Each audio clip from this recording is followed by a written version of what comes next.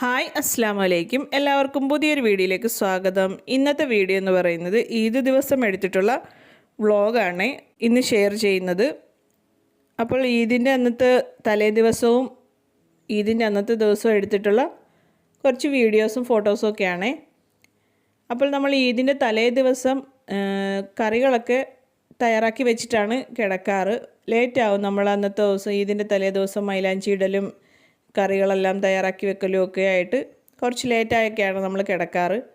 അപ്പം രാത്രി തന്നെ നമ്മൾ ചിക്കൻ എല്ലാം റെഡിയാക്കി ചിക്കൻ കറിയെല്ലാം തയ്യാറാക്കി വെച്ചിട്ട് കിടക്കാനുള്ള ഒരുക്കത്തിലാണ് ഇത്.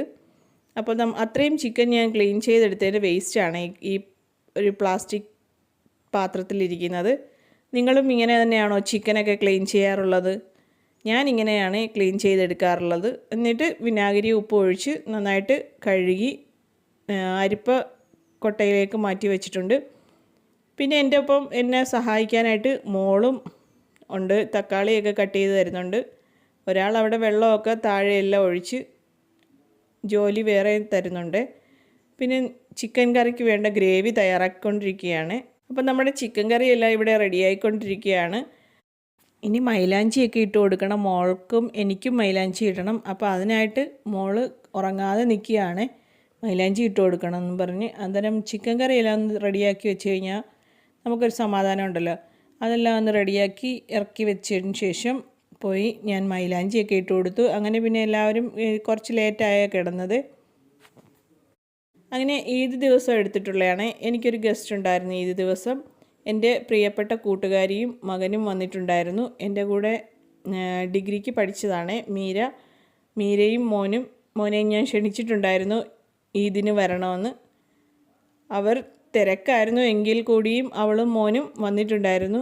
അവർ രണ്ടാളും ഹസ്ബൻഡ് അടുത്തേക്ക് പോകാനായിട്ട് റെഡിയായിക്കൊണ്ടിരിക്കുകയാണ്. 2 ദിവസത്തിനകം അവർ പുറത്ത് പോകുന്നുണ്ട് ഹസ്ബൻഡിൻ്റെ അടുത്തേക്ക്.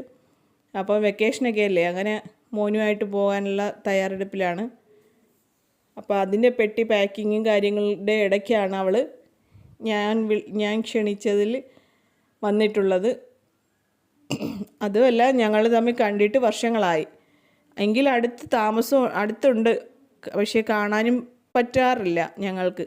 അവൾ ജോലി സംബന്ധമായ കാര്യങ്ങളായിട്ട് അങ്ങ് പോകും. കോണ്ടാക്റ്റും കാര്യങ്ങളൊക്കെ ഉണ്ട്. ഇക്കായും മക്കളുമൊക്കെ പള്ളിയിൽ നിന്ന് വന്നിട്ടുണ്ടായിരുന്നു. അങ്ങനെ എല്ലാവരും കൂടിയിരുന്ന് ബ്രേക്ക്ഫാസ്റ്റൊക്കെ കഴിച്ചു. പിന്നെ കുറച്ച് നേരം ഞങ്ങൾ സംസാരിച്ചിരുന്നു. പഴയ കോളേജ് ലൈഫ് കാര്യങ്ങളൊക്കെ സംസാരിച്ചിരുന്നു. അപ്പോഴേക്കും മക്കൾ അവിടെ കളിയും ബഹളമൊക്കെ ആയിരുന്നു. നല്ല രസമായിരുന്നു കുറച്ച് സമയം. പിന്നെ അവർക്ക് തിരക്കായതുകൊണ്ട് പിന്നെ അവർ പോകാനായിട്ട് ഇറങ്ങുകയാണ്. എന്തൊക്കെയോ കുറച്ച് പർച്ചേസിങ്ങും കാര്യങ്ങളൊക്കെ ഉണ്ട് കൊണ്ടുപോകാനുള്ള. അപ്പോൾ അതുകൊണ്ട് പാക്കിംഗ് ഉണ്ട്. അതൊക്കെ കൊണ്ട് അവൾ പോവുകയാണ്. അപ്പുറത്തും ഇപ്പുറത്തുമൊക്കെ ഫുഡ് കൊടുത്തു വിടാനുണ്ടായിരുന്നു. അങ്ങനെ ഫുഡെല്ലാം ഇക്കാടെ കൊടുത്തു വിട്ടു. പിന്നെ ഇക്കാടെ കൂടെ വർക്ക് ചെയ്യുന്ന പിള്ളേർക്കും ഫുഡെല്ലാം കൊടുത്തു വിട്ടിട്ടുണ്ടായിരുന്നു.